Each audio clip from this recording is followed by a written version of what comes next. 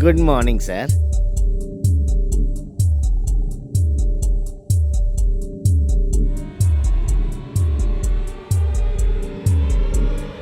क्या बात है सर?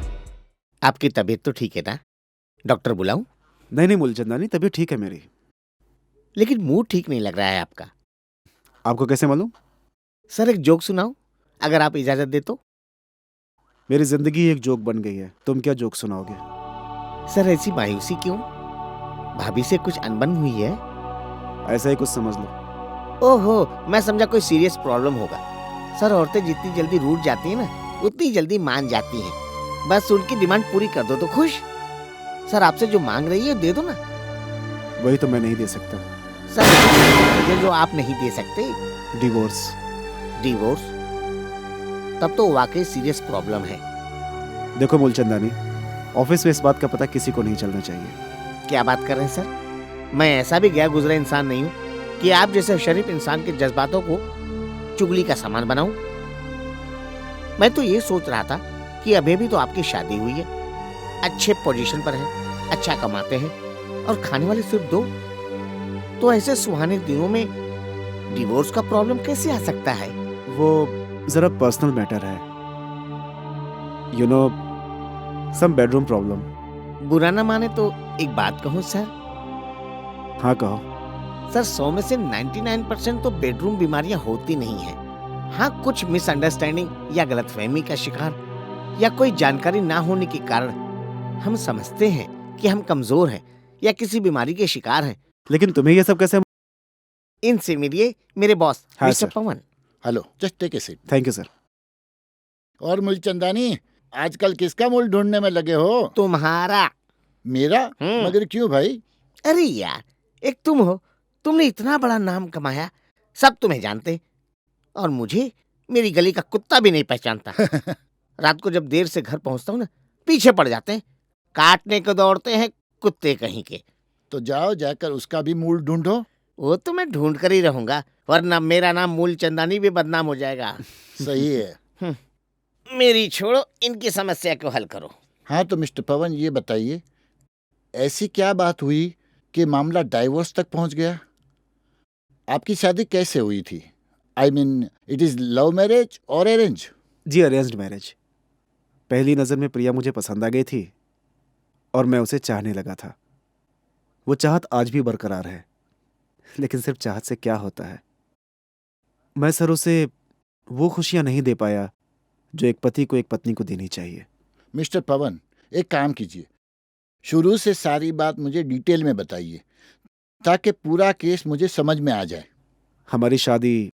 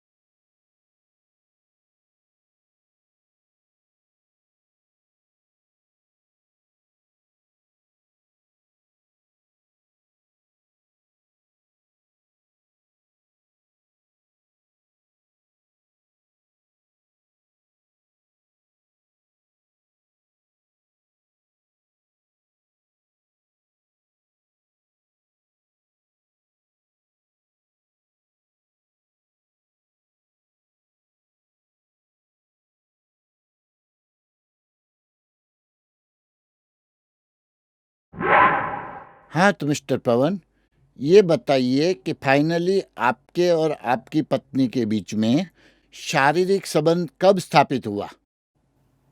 डॉक्टर साहब, मैंने कोशिश तो बहुत की, लेकिन आज तक कामयाबी नहीं मिली। किस तरह की कोशिश, जरा डिटेल में बताएंगे प्लीज। दरअसल देखिए, झिझकने की कोई जरूरत नहीं है, आप बेफिक्र होके बताइए प्लीज। दरअसल बात यह है डॉक्टर साहब कि मैं जब भी कोशिश करता हूँ तो अर्ली डिस्चार्ज। मैं भी समझ सकता हूँ डॉक्टर साहब, अगर किसी स्त्री को सेक्स में संतुष्टि ना मिले, वो भी ऐसे ही रिएक्ट करेगी जैसा प्रिया ने किया। वैसे भी मैं तो पूरी कोशिश कर रहा हूँ। डोंट वरी मिस्टर पवन, आपका केस कुछ कुछ मेरी समझ में आ चुका है। मैं कुछ दिन के लिए दिल्ली सेमिनार अटेंड करने के लिए जा रहा हूँ। जी। मुझे आप 4-5 दिन के बाद आके मिलिए, तब तक मैं पूरा केस आपका स्टडी कर लेता हूँ। और डोंट वरी, आपकी समस्या सुलझाने की जिम्मेदारी अब मेरी है, ठीक है? ओके डॉक्टर साहब, मैं अभी चलता हूँ। Okay. Thank you, nice to meet you sir. एक मिनट, मूलचंदानी को जरा अंदर भेज दीजिए। जी sir. Thank you. Thank you sir. मिल गया सोल्यूशन? मिल जाएगा। लेकिन ये कहने की बात है, मेरे साहब बहुत सीधे साधे हैं। हम्म। मेरी समझ में नहीं आता कि इन जैसे शरीफ इंसानों के साथ ही ऐसा क्यों होता है। डोंट वरी, तुम्हारे सांप का टेढ़ा प्रॉब्लम में एकदम सीधा कर दूंगा। बस मुझे कुछ इंफॉर्मेशन चाहिए, मुझे डिटेल में जाना पड़ेगा। यानी कि मूल तक? अरे ये तो अपना पेशा है खानदानी, इसलिए तो नाम है मेरा मूलचंदानी। बता क्या करना है? तुम है ना, जाके उनकी वाइफ का पीछा करो। अपने साथ में कैमरा लेके जाना मत भूलना। जाके देखो वो किससे मिलती है, क्या करती है, पूरी डिटेल मुझे लाके दो। समझ गए? समझ गया। James bond 007।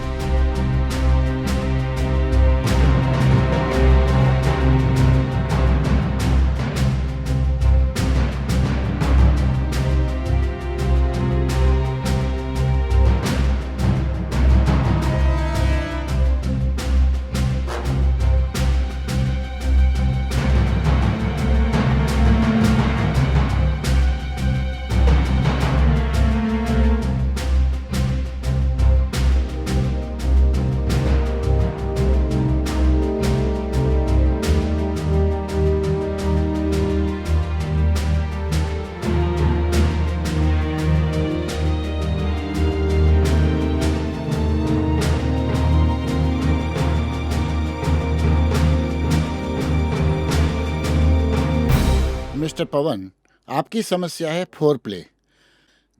काम क्रिया से पहले जो समय होता है वो आपके लिए इतना लंबा हो जाता है कि जो चरम सीमा होती है, वो जो समागम पे खत्म होनी चाहिए, वो पहले ही खत्म हो जाती है और आप समागम से पहले ही डिस्चार्ज हो जाते हैं। और आप ये समझते हैं कि ये आपकी कमजोरी है, ये आपकी बीमारी है, लेकिन ऐसा कुछ नहीं है। मिस्टर पवन, शीघ्र पतन यानी अर्ली डिस्चार्ज एक मानसिक अवस्था है, टेम्पररी मानसिक अवस्था। बहुत दिनों से समागम नहीं करने की वजह से, अपने प्रिय पात्र को मिलने की वजह से, कभी सेक्स के बारे में बहुत सोचने से, कभी फैंटेसी या एक कल्पना करने से भी अर्ली डिस्चार्ज हो जाता है। वैसे तो ये टेम्पररी समस्या है, लेकिन अगर ये लंबे समय तक रहे तो जाके कोई क्वालिफाइड डॉक्टर को बताना चाहिए। और एक बात याद रखना, कभी भी जो पेपर में या मैगजीन में जो एडवर्टाइजमेंट आती है, वैसे लोगों को जाके दिखा के अपनी दौलत गंवाना और अपनी बीमारियों को बढ़ाना नहीं चाहिए। ऐसे लोगों की बातों में कभी नहीं आना चाहिए। मिस्टर पवन, मैं आपको कुछ नुस्खे बताता हूँ, वो आप शुरू कर दीजिए। जैसे आप उसे आजमाना शुरू कर देंगे, वैसे वैसे आपकी जिंदगी में चेंज आना शुरू हो जाएगा। जैसे आप खुद ज़्यादा एक्साइटेड हो जाते हैं तो आप अपना ध्यान कहीं और जगह पे लगाइए और कोशिश कीजिए कि आपकी पत्नी भी उसी में इतनी इन्वॉल्व हो जाए जितने आप इन्वॉल्व होते हैं। क्योंकि जब तक दोनों लोग इन्वॉल्व नहीं होंगे तब तक सेक्स का जो आनंद है वो आपको मिलेगा नहीं। मेरे बताए हुए आइडिया का अगर आप अमल करेंगे, मैं आपको गारंटी के साथ बोलता हूं कि 100% रिजल्ट अच्छा ही होगा। बस आप जरा ध्यान से वो कीजिए और जो भी हो उसका पूरा पूरा रिपोर्ट आप मुझे फोन पे बताते रहिए, ठीक है? अरे प्रिया, इसमें मेरे कुछ ज़रूरी फाइल और मैगजीन्स हैं। इसको तुम कबर्ड में रख दो, मैं नहा कर आता हूँ। ओके। अच्छा हाँ, हम्म? एक बात और, मैं इंग्लिश मूवी की सीडी लाया हूँ। वैसे एडल्ट तो है, लेकिन हस्बैंड वाइफ के बीच में कैसी शर्म। मैं नहा कर आता हूँ। हाँ? ठीक है।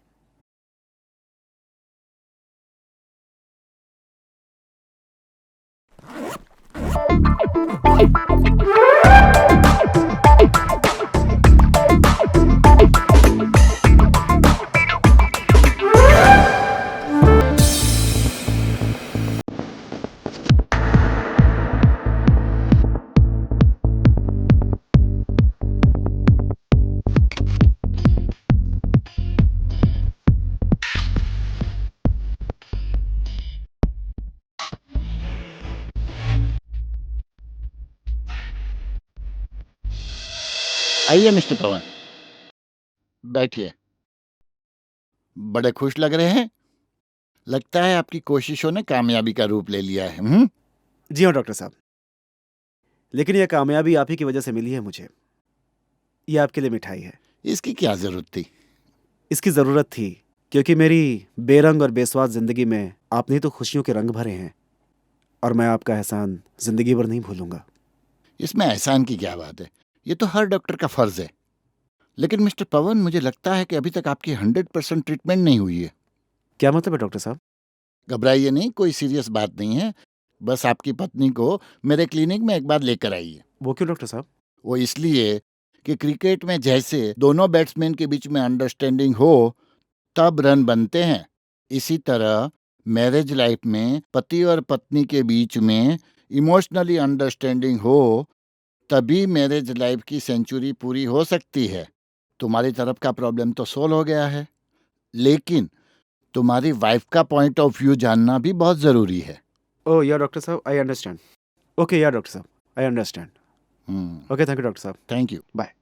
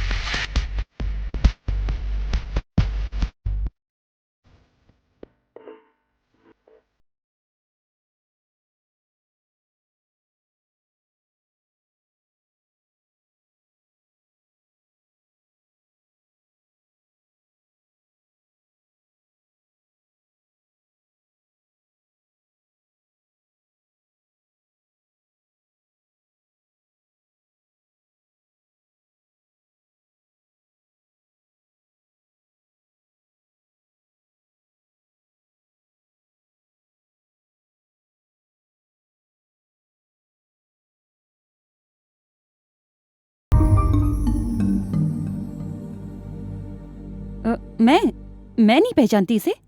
कौन है ये? शायद इसे पहचानती हो।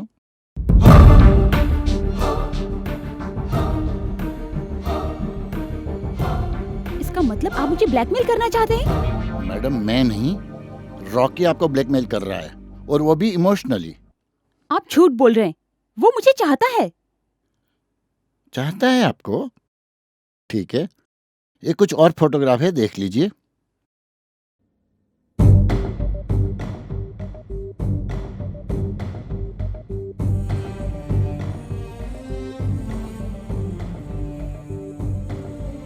प्रिया जी, आप नादानियत में गुमराह हो रही है और रॉकी जैसे लोफर के हाथ का खिलौना बनकर अपनी ही जिंदगी के साथ खिलवाड़ कर रही है।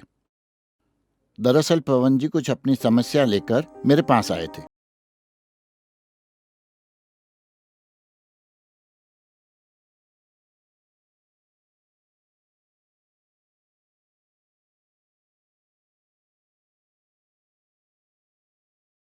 से कितनी ही लड़कियों को शादी का सपना दिखाकर रॉकी उनके जिस्मों के साथ खेलता है।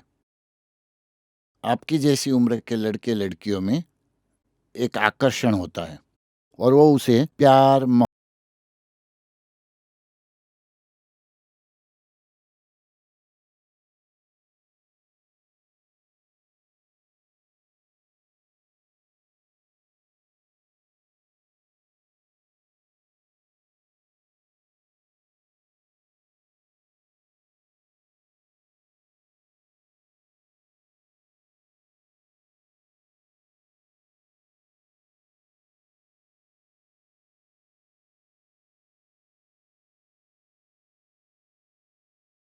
नहीं जाने।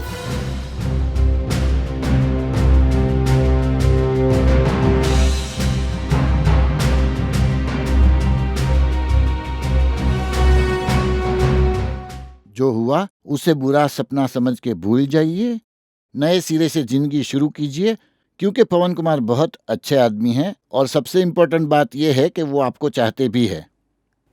आपकी बात सच है डॉक्टर साहब। अरे आइए पवन जी, हम आपके बारे में ही बात कर रहे थे। क्यों, किसी दवा का एक्सपेरिमेंट करना चाहते हैं क्या मुझ पे? Now no experiment, only enjoyment. Best of luck to you thank for you. Your future life. Thank you sir. Okay, चलो प्रिया।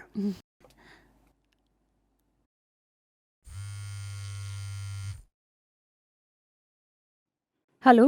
हेलो, हाँ, कौन? रॉकी। रॉकी? हाँ बोलो। हाँ, आ जाओ मिलने। मैं नहीं आ सकती। क्यों नहीं आ सकती?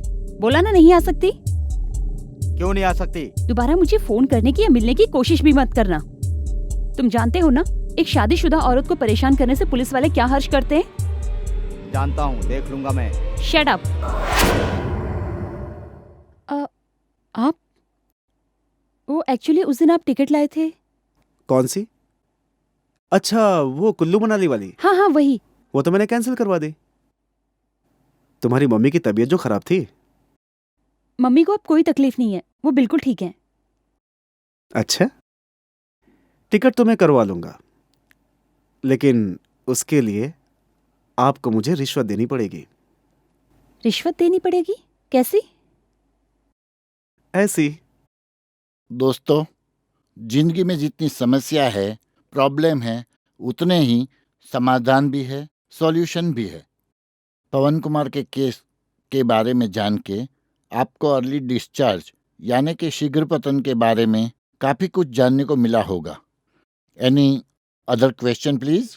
सर, एड्स एक खतरनाक बीमारी है और इसका इलाज सारी दुनिया में अब तक नहीं निकला। क्या ये सही है? सही कह रहे दोस्त। एड्स की बीमारी ने हमारे देश में ही नहीं, पूरी दुनिया में हंगामा मचा के रखा है। बहुत सारे देश की बहुत बड़ी बड़ी सरकारें अपने देश के नागरिकों को इस बीमारी से बचाने के लिए करोड़ों रुपया खर्च करती है। बड़े से बड़े मेडिकल साइंटिस्ट इस बीमारी की दवा ढूंढने में लगे हुए हैं। अभी कुछ साल पहले मैं एक मेडिकल सेमिनार में गया था। वहाँ मेरे एक डॉक्टर मित्र ने मुझे ये सच्चा किस्सा सुनाया था, जो मैं आपको सुनाता हूँ। एक सीधा साधा लड़का था और एक लड़की से प्यार करता था। उसका नाम था दीपक और वो भी आप ही की तरह एक कॉलेज स्टूडेंट था। अपने पिताजी के साथ में एक छोटे से शहर में रहता था। दीपक, ये सिर्फ एक अंगूठी ही तो नहीं, हमारे प्यार का वो अटूट बंधन है जो हमें इस जन्म में ही नहीं, आने वाले सब जन्मों में कभी अलग नहीं होने देगा, हमेशा हमारा साथ रहेगा। और दुनिया की कोई भी ताकत हमें अलग नहीं कर सकती, ऊपर वाला भी नहीं। पता है, ज्योति के बिना दीपक का कोई अस्तित्व नहीं है, और दीपक बिना ज्योति का कोई वजूद नहीं। लेकिन इस ज्योति को कुछ दिनों के लिए दीपक से अलग होना पड़ेगा। क्या मतलब? मतलब ये मेरी जान कि हम कुछ दिनों के लिए मुंबई जा रहे हैं। हम मतलब मैं और तुम? अच्छा, शादी से पहले हनीमून? हाँ। लेकिन मेरी जान, ये अमेरिका नहीं इंडिया है। और भगवान का शुक्र है कि यहाँ गंगा आज भी सीधी बहती है, उल्टी नहीं। मैं तुम्हारे साथ थोड़ी ना जा रहा हूँ। तो मैं तो उसके साथ जा रहा हूँ। किसके साथ? वो मैं नहीं बता सकता। ठीक है, मत बताओ। हाय ये रुटने की अदा, कहीं हमारी जान न ले ले। जानती हो, अगर ज्योति रूठ जाए तो क्या होता है? दीपक बुझ जाता है। जानना चाहती हूँ मैं किसके साथ जा रहा हूँ? नहीं जानना है? नहीं। मैं बता रहा हूँ, सचमुच नहीं जानना है? नहीं। अरे 4 दिनों की तो बात है। वो मेरा दोस्त संजू है ना, संजू, अरे संजू सुपारी, उसने अचानक प्लान बना लिया। बोला तुझे तो चलना ही पड़ेगा। अगर आपकी इजाजत हो तो मैं हो आऊं। अच्छा, प्लान बनाने के बाद परमिशन? जाओ बच्चों, अभी तो एंगेजमेंट हुई है। शादी के बाद तुम्हें पल्लू से बांध के रखूंगी। और हाँ मेरे हीरो, मुंबई जाकर किसी हीरोइन के साथ आंख मिचोली मत खेलना, वरना। तौबा मेरी तौबा, मेरी शामत आई है। हाँ हाँ हाँ, जैसे वहाँ कोई हीरोइन तुम्हारा इंतजार ही कर रही है ना आंख मिचोली खेलने के लिए। हीरोइन तो क्या, कोई परी भी आ जाए ना तो तुम्हारी जगह नहीं ले सकती। मेरी जिंदगी में, मेरे दिल में तुम हो।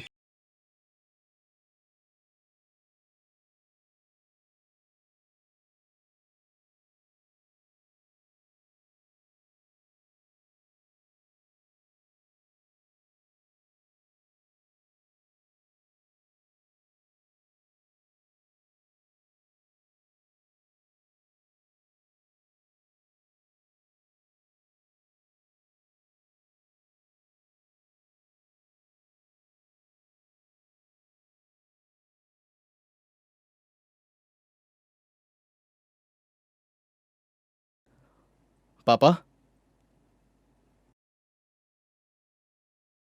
पापा, 4-5 दिनों की तो बात है। दीपक, मैं तुमसे 4-5 घंटे दूर रहता हूं ना तो बड़ा मुश्किल हो जाता है बेटा। और 4-5 दिन तो। आई नो पापा, मम्मी के जाने के बाद एक मैं ही आपके जीने का मकसद रहा हूं। आपने मुझे कभी माँ की कमी महसूस नहीं होने दी। मुझे भी आपसे दूर जाते हुए अच्छा नहीं लग रहा है, पर उस संजू ने। देख बेटा, जा शौक से मुंबई जा और जी खोल कर ऐश करना। क्योंकि इस फाइनल ईयर के रिजल्ट के बाद मैं तुम्हारी शादी करने वाला हूं। उसके बाद तू गृहस्थी वाला हो जाएगा और फिर ऐसी मौज कहाँ। पापा अभी ना। इसमें शर्माने वाली कौन सी बात है? और तू तो अच्छी तरह से जानता है कि हम दोनों बाप बेटा कम, दोस्त ज्यादा हैं। लेकिन दीपक, तो उससे दूर रहने के ख्याल से खैर छोड़, मुंबई जा और दिन में कम से कम 4 बार फोन करना। 4 बार? हाँ हाँ, 4 बार। कम से कम तेरी आवाज सुनकर मेरे दिल को तसल्ली तो मिलेगी। और जी खोल कर पैसे खर्च करना, जरा भी चिंता मत करना। हाँ ले, और कुछ पैसे ले ले। पापा इसकी कोई जरूरत नहीं है, आपने पहले काफी दे दिया है, रखो इसे। ले ले ले ले बेटा, ले ले। बिना धुआं किए मधुमक्खी के छज्जे से शहद टपक रहा है। ले ले ले ले, वरना ये तेरा कंजूस मक्खी चूस बाप और पैसा दे। ओए डॉक्टर, अरे कंजूस होगा तू, तेरा बाप, तेरा मरीज, तेरा कंपाउंडर। अबे मैंने मेरे बेटे के सामने पैसे का मुंह नहीं देखा अब तक। लेकिन देख, मैं तेरा मुंह देखने के लिए आ गया हूँ। मेरा मुंह देखने के लिए नहीं, मुफ्त की चाय पीने आ गया सवेरे सवेरे। आ गई ना कंजूसी सामने। सिर्फ चाय पिलाएगा, नाश्ता नहीं कराएगा। मैं तो तुम्हें वास्तव ही कहूंगा, क्योंकि श्री यानी कि लक्ष्मी जी, और लक्ष्मी जी को तो तूने तिजोरी में बंद करके रखा है। रखना पड़ता है माथुर, नहीं तो तेरे जैसे झोला छाप डॉक्टर ना अच्छे खासे इंसान को मरीज बनाकर उसका बैंक बैलेंस कम करवाने के चक्कर में लगे रहते हैं। बस बस बस, आप दोनों जब भी मिलते हो ना, भारत और पाकिस्तान का मैच शुरू हो जाता है, वो भी फाइनल। अच्छा डॉक्टर अंकल, ये तो बताइए आज सवेरे सवेरे, हाँ सब ठीक तो है ना? हाँ हाँ, सब ठीक है बेटा। ये जो तुम्हारे पास वाले मिस्टर सक्सेना है ना, उनको थोड़ी सांस की बीमारी हो गई थी, इसीलिए आना पड़ा। और वहां जाकर पता चला कि तुम मुंबई जा रहे हो, इसीलिए सोचा कि तुमसे भी मिल लूं और ये तुम्हारे बाप का बैंक बैलेंस भी कुछ कम कर दूं, चाय वाय पीकर। अच्छा अंकल, ये बताइए मुंबई से आपके लिए क्या लेकर आऊं? कुछ नहीं बेटा, हाँ ये तुम्हारे पापा के लिए एक वॉकिंग स्टिक लेकर आना। इस बुढ़ापे में बेचारे को कुछ काम आ जाएगी। ओए माथुर, मैं बूढ़ा नहीं, बूढ़ा होगा तू। मैं तो अभी भी जवान हूँ। हाँ मेरे जवान दोस्त, एक काम करते हैं, दीपक से पहले तुझे दूल्हा बना देते हैं। अरे दीपक, हाँ? मुंबई से कोई खूबसूरत हीरोइन से अपने बाप के रिश्ते की बात चला देना। क्योंकि कॉलेज में ये लड़कियों के साथ बात करने में शर्माता था। इसकी तरफ से मुझे ही बात करनी पड़ती थी। हाँ, और उसमें भी तू लोचा करता था। लोचा? अरे मैंने कब लोचा किया? अरे हाँ, वो करिश्मा वाली बात। उसमें क्या हुआ दीपक पता है? रेशमा की जगह मैं करिश्मा को लेटर दे आया। और वो निकली प्रिंसिपल साहब की बेटी। ओह, अरे 10 दिन तक मैंने और तुम्हारे बाप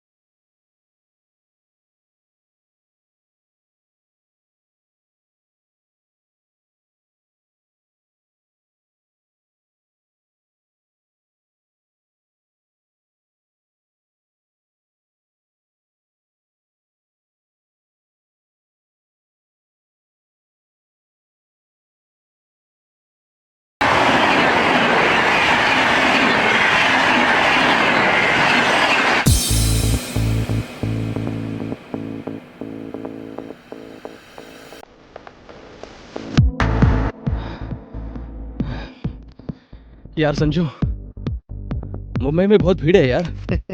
अरे तुमने अभी तो यहाँ के दिन के नज़ारे ही देखे यार। यहाँ की हसीन शाम और रंगीन रात के नज़ारे देखोगे तो जिंदगी भर होश में आने का नाम नहीं लोगे। क्या बात कर रहा है यार? सच्ची यार, चल मैं तुम्हें दिखाता हूँ मुंबई का वो पहलू, जहाँ पे शाम आती है छलकता हुआ जाम लेकर। अच्छा, हाँ। क्या सोच रहा है? ये ज़हरा बाई की दुकान है। यहाँ जिस्म नहीं, जेवर बिकते हैं। वो क्या कह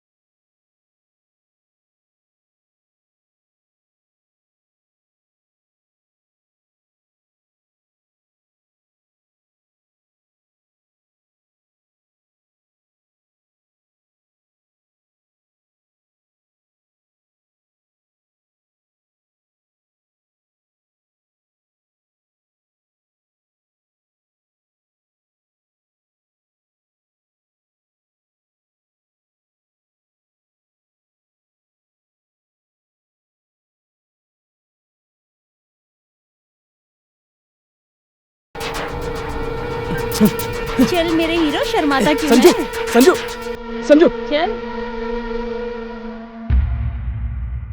ये क्या कर रही हो? जरा देखूं तो सही मेरे राजा को कहाँ कहाँ पे चोट आई है। यहाँ लगा है और यहाँ भी लगा है।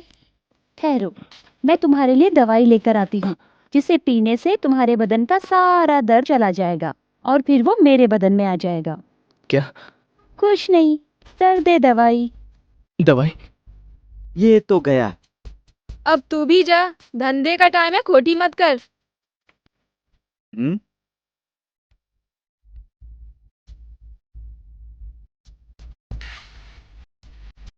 ये लो। ये क्या था?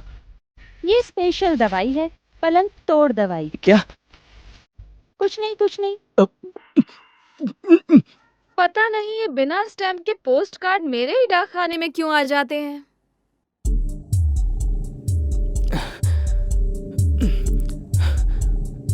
ये क्या हो रहा है मुझे?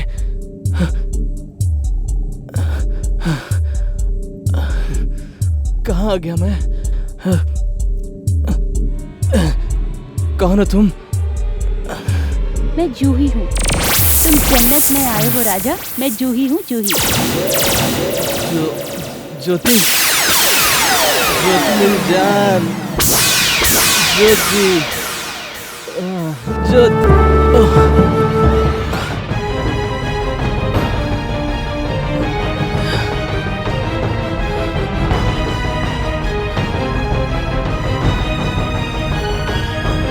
Oh shit.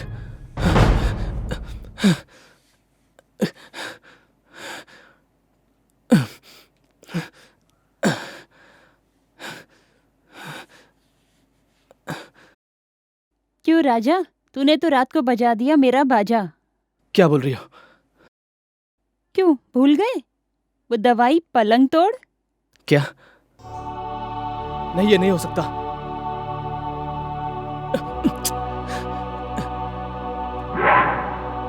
अरे खाली पीली टेंशन ले रहा है यार। अरे इस उम्र में सब कुछ चलता है यार। अरे अभी मस्ती नहीं करेगा तो क्या बुढ़ापे में करेगा?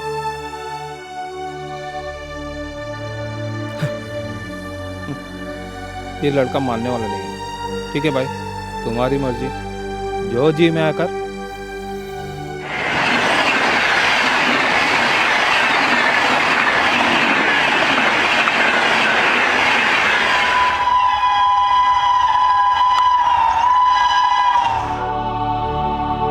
दीपक बेटा, हाँ? खुश रह बेटा। दीपक, तू इतनी जल्दी वापस आ गया? मैं जानता था तू मेरे बगैर नहीं रह सकता। लेकिन बेटा ये बता, तेरा मुंबई का ट्रिप कैसा रहा? और तू इतनी जल्दी वापस कैसे आ गया? तेरा ट्रिप तो एक हफ्ते का था ना? कुछ नहीं पापा, वो ऐसे ही। खैर छोड़, ये क्या, मेरा बेटा इतना दुबला कैसे हो गया? खैर छोड़ बेटा, तू फिक्र मत कर, तू चिंता मत कर। मुझे मालूम है तू जर्नी में थक गया होगा। तू आराम कर, नहा धोकर फ्रेश हो जा। मुझे कुछ जरूरी काम है, निपटा के आता हूँ। फिर बाप बेटा दोनों साथ में बैठकर लंच करेंगे। जी पापा। और ज्योति को फोन कर दे, तेरी आने की खुशी में ना वो बहुत खुश हो जाएगी, मुझसे भी ज्यादा। ठीक है बेटा? अच्छा, कैरी ऑन।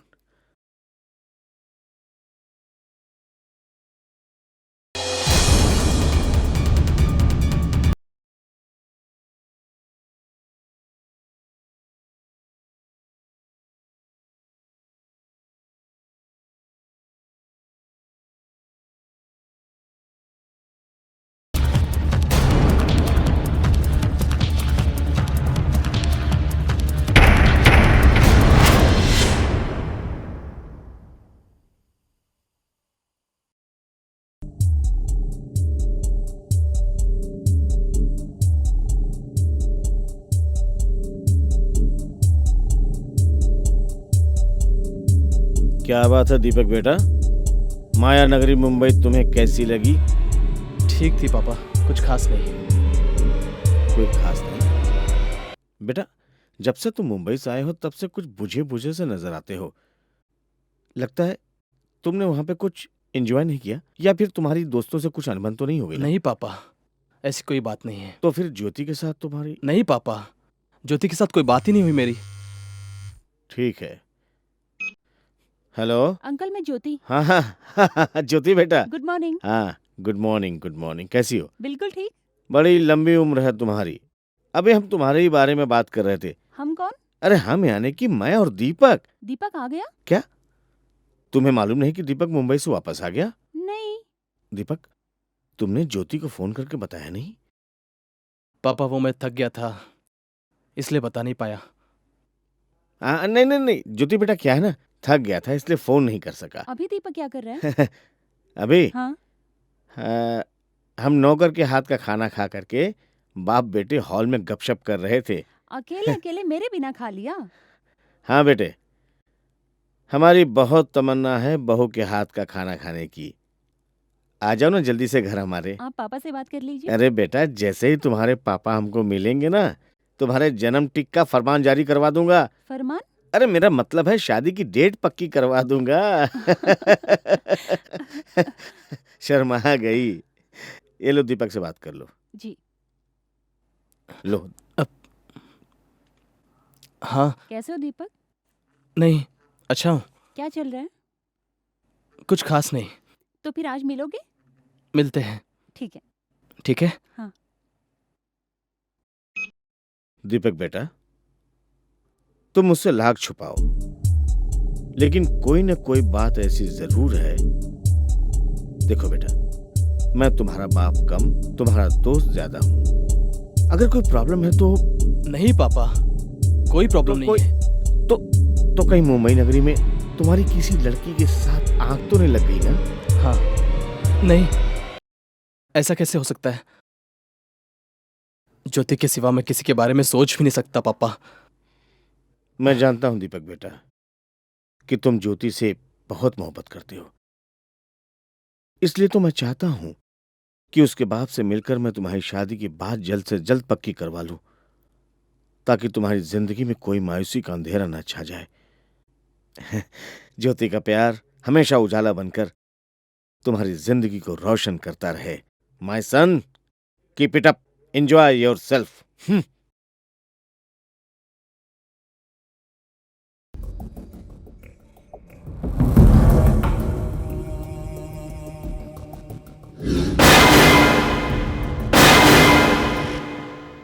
तुम्हारे पापा ने मुझसे क्या कहा जानते हो?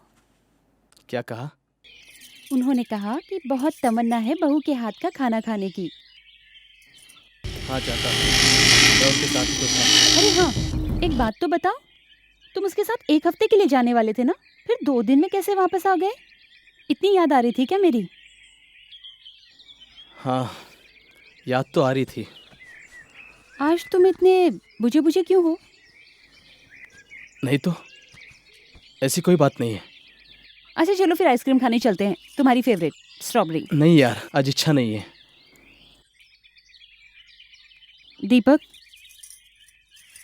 चेहरा मन का आईना होता है और तुम्हारी खामोशी आने वाले किसी बड़े तूफान की गवाही दे रही है। वो सुपारी, क्या नाम था उसका? संजू ने कोई बदमाशी तो नहीं की ना? संजू? हाँ। नहीं नहीं, वो क्या बदमाशी करेगा? अच्छा छोड़ो, ये बताओ मुंबई से मेरे लिए क्या गिफ्ट लाए हो? तुम्हारे लिए वो। अच्छा छोड़ो, तुम इतनी जल्दी आ गए, यही मेरे लिए बहुत बड़ा तोहफा है। चले ज्योति? इतनी जल्दी? पहले मैं जाने की जल्दी करती थी और अब तुम। नहीं, वो पापा कह रहे थे कुछ जरूरी काम है, घर जल्दी आ जाना। चले? चलो।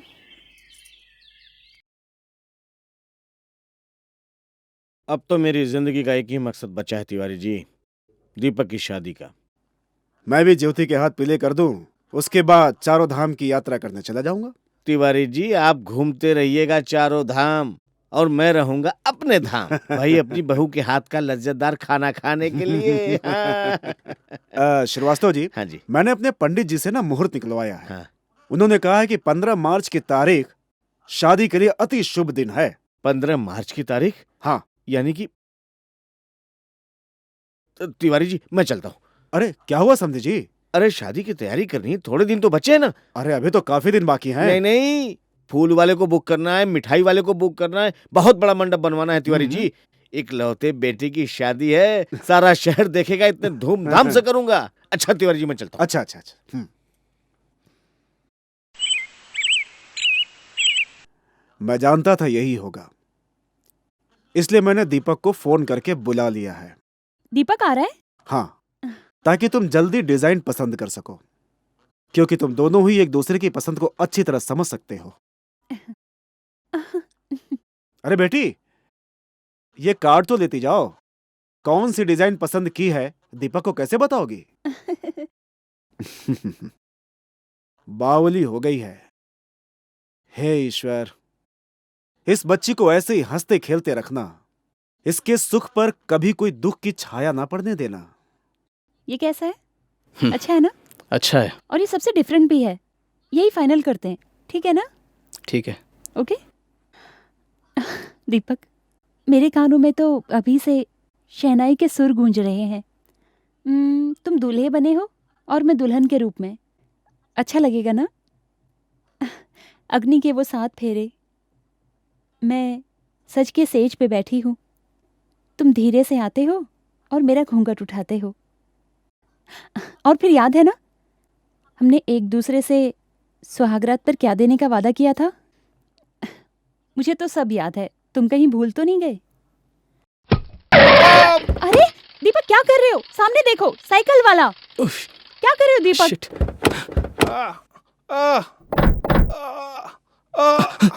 अरे इसे चोट लगी, चलो हॉस्पिटल ले चलते।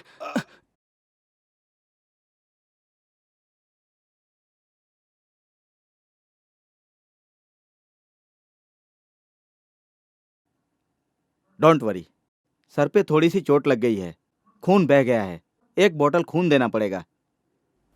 डॉक्टर, मरीज का ब्लड ग्रुप ए नेगेटिव है, जो इस वक्त हॉस्पिटल में अवेलेबल नहीं है। ब्लड बैंक में फोन किया? जी सर, लेकिन वहाँ भी नहीं है। ओके, मैं दूसरे किसी ब्लड बैंक में फोन करके देखता हूँ। अंकल ऐसी बात हो तो आप मेरा ब्लड ले लीजिए ना।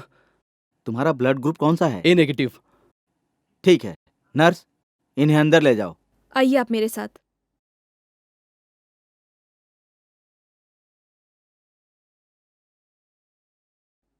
Sir, mister Deepak is a heavy HIV positive. What? HIV positive? It is impossible. It is true sir.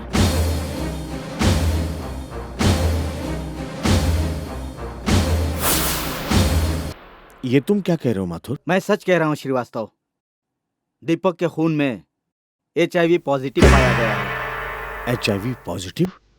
मेरे बेटे के खून में? सीधे शब्दों में कहें तो ads.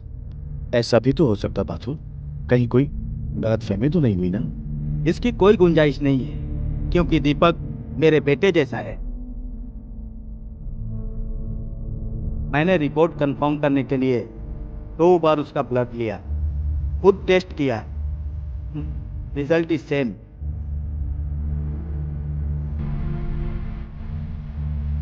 It is confirmed that Deepak is having HIV positive.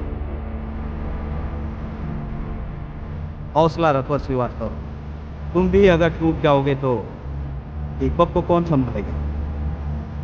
मेरी तो दुनिया ही उजड़ गई।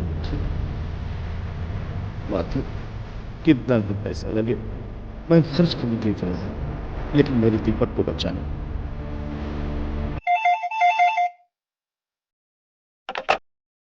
Hello hello Srivastava. हाँ बोलो माथुर, क्या हुआ? कुछ नहीं। क्या मतलब? एड्स का अभी तक कोई इलाज नहीं मिल पाया, और एक बात का खास ध्यान रखना श्रीवास्तव, दीपक को यह मालूम ना होने पाए कि उसे एड्स हुआ है,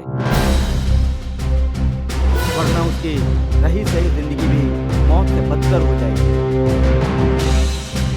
श्रीवास्तव, कंट्रोल योरसेल्फ। दुनिया में कोई भी ऐसी दवा नहीं बनी है जो एड्स जैसी बीमारी को ठीक कर पाए।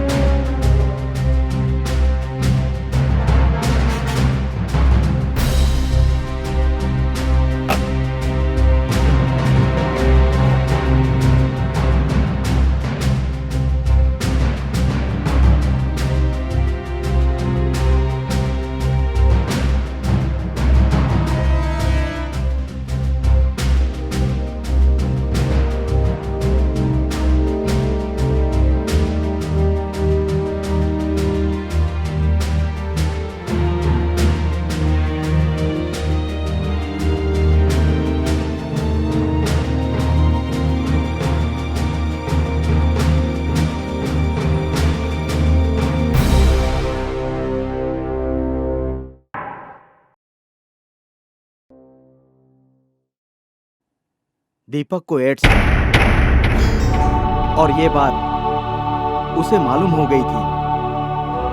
इसीलिए नींद की गोलियां खाकर उसने खुदकुशी करने की कोशिश की। तुमसे किसने कहा? खुद दीपक ने, जब तुम दवाई लेने के लिए बाहर गए थे। होश में आते ही दीपक ने मुझे सारी बात बता दी कि जब वो मुंबई गया था, वहां किसी कोठे पर भी गया था और वहां किसी वेश्या के साथ शराब पीने के बाद इंसान को भले बुरे की तमीज कहाँ रहती है। इसलिए वो मुंबई से जब वापस आया और उदास रहने लगा। यही सबूत उसके सच्चे और अच्छे कैरेक्टर का है। और फिर भूल किससे नहीं होती। ये बात और है कि ऐसी किसी भूल के बाद मिलने वाली सजा जिंदगी भर के लिए तड़प दे सकती है। कभी न खत्म होने।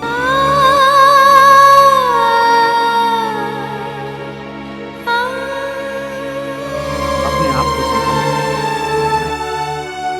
मैंने तो अपने आप को संभाल लिया, लेकिन ज्योति को जब इस सच्चाई के बारे में पता चलेगा तो उसके दिल पे क्या गुजरेगा, ये सोचकर मैं समझ सकता हूँ। कलेजे पर पत्थर रखकर भी उसे बताना तो पड़ेगा ही। अब दीपक की शादी उससे नहीं हो सकती।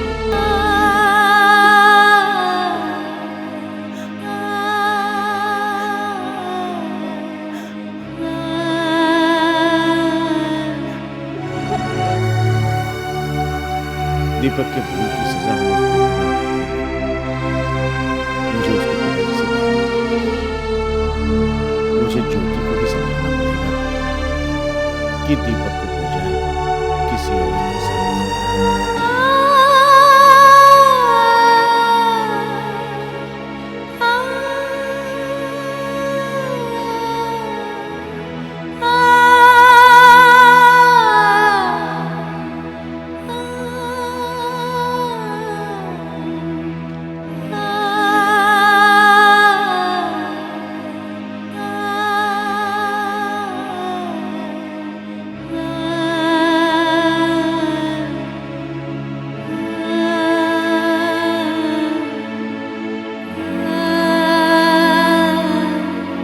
मैं आपका दर्द समझ सकता हूं श्रीवास्तव जी। कैसे कैसे रूप में ये इंसान के सामने आ जाते हैं। बदनसीबी भगवान किसी को भी ना दे जो एक बाप अपने इकलौते बेटे को अपने सामने तिल तिल करके मरता हुआ देखता है और कुछ ना कर सके। हौसला रखिए, हौसला रखिए श्रीवास्तव जी। मैं भी बड़ी उलझन में हूं, किस तरह से ज्योति को समझाऊंगा। शादी का दिन भी करीब आ रहा है और श्रीवास्तव के साथ आया हूं ज्योति को सच्चाई बताने और ये समझाने की ऐसी बीमारी वाले इंसान के साथ शादी करना यानी अपनी जिंदगी से बेईमानी करना है। दीपक की जिंदगी में तो अंधेरा हो चुका है, लेकिन ज्योति के सूरज को, मेरे कहने का मतलब है उसके सुख के सूरज को हम ग्रहण क्यों लगने दें? यह शादी नहीं हो सकती। ये शादी होगी, क्या? जरूर होगी। मगर बेटी, दीपक को एड्स हुआ है। क्या तुम जानती हो बेटी? हाँ अंकल, मैंने आपके और डॉक्टर अंकल की सारी बातें वहाँ सुन ली थी।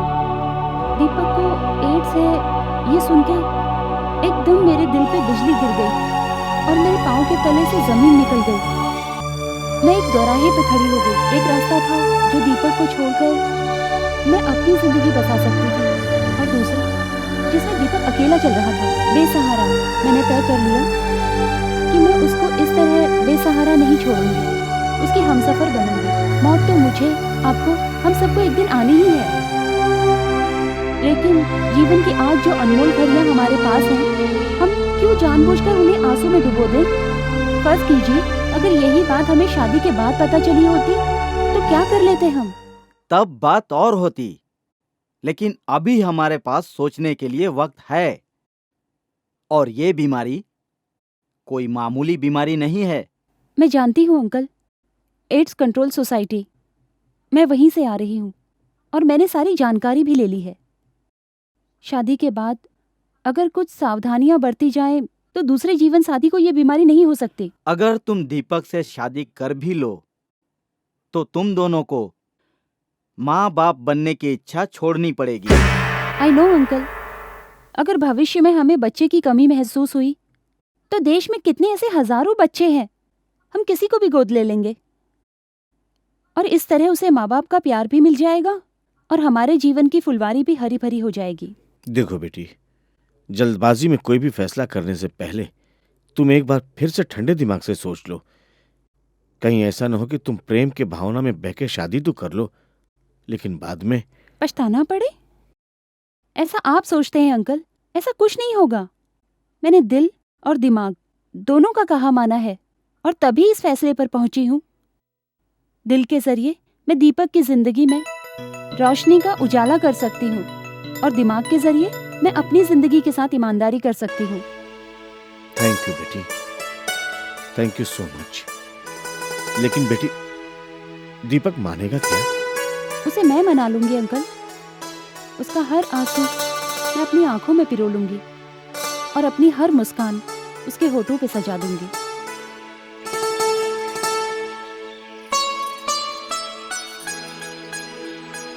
तुम तो बड़े बेवफा निकले, आखिर तोड़ ही दी ना तुमने कसम। नहीं ज्योति, दरअसल किसी ने मुझे जबरदस्ती पिला दी थी नशे की हालत में। मैं उस बेवफाई की बात नहीं कर रही हूँ, वो तुमसे कमजोर घड़ी में हुई एक भूल थी। हमने साथ में जो कस्में वादे किए थे, मैं उसकी बात कर रही हूँ। जिंदगी के उजाले में तुमने मेरा हाथ थामा और मौत के साए में मुझे अकेला छोड़ दिया। क्यों नहीं बताया मुझे? मैंने कई बार तुम्हें बताना चाहा, लेकिन तुम्हारे किसी वस्तु को किसी और के द्वारा इस्तेमाल किए जाने पर तुम्हारे पॉजिटिव बिहेवियर को लेकर मैं डर जाता था। बीमारी के बारे में पता चला तो ऐसा लगा सब डूब रहा है। चारों ओर अंधेरा छा गया, ठीक इस डूबते सूरज की तरह। तुम कोई वस्तु नहीं, जीते जागते इंसान हो और मेरी सांसों में समाये हुए हो। याद है दीपक, मैंने क्या कहा था तुमसे कि दीपक के बिना ज्योति का कोई वजूद नहीं है। और रही बात डूबते सूरज की, तो जो सूरज रात को डूबता है वो अगली सुबह निकलता भी तो है जिंदगी की खुशियों के लिए।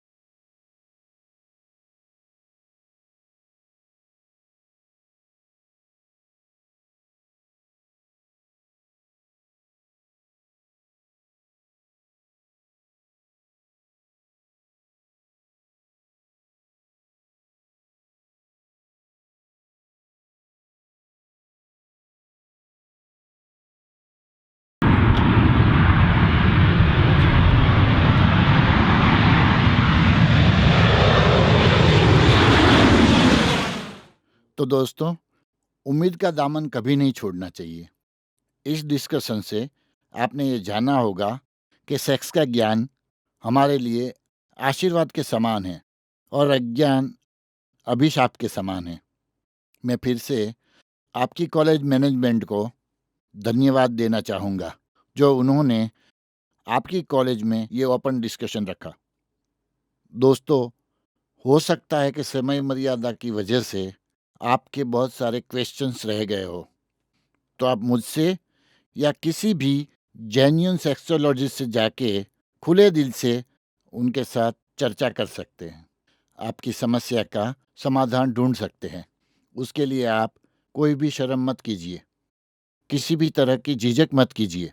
और मैं अपनी गवर्नमेंट को, अपनी सरकार को भी रिक्वेस्ट करूंगा कि हर कॉलेज में, हर स्कूल में सही टाइम पे, सही वक्त पे बच्चों को सेक्स एजुकेशन देना चाहिए, ताकि वो अपनी युवा जिंदगी में कभी कोई गलत रास्ते पे या गलत कदम न उठाए। क्यों कि हमारी युवा पीढ़ी अगर उन्नत होगी तो हमारा देश भी सर उठा के उन्नत हो पाएगा।